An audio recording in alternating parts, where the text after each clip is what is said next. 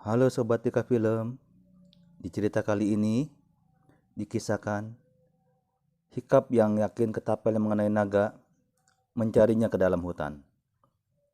Di dalam hutan, Hikap melihat ada sebatang pohon besar yang patah.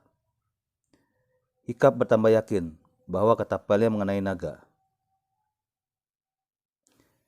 Di sains berikutnya, Hikap dan kawan-kawan dilatih oleh seorang pandai besi, sekaligus guru pelatih untuk menaklukkan naga. Bagaimana cerita selengkapnya? Tonton terus ya guys. Selamat menonton.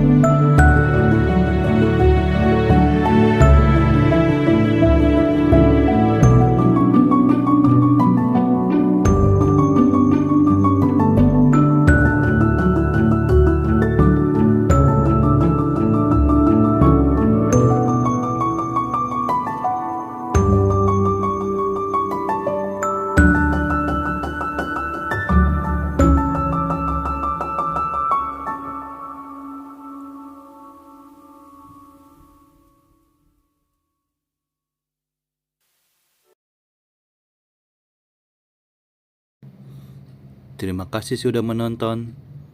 Dukung channel ini dengan subscribe, komen, dan like.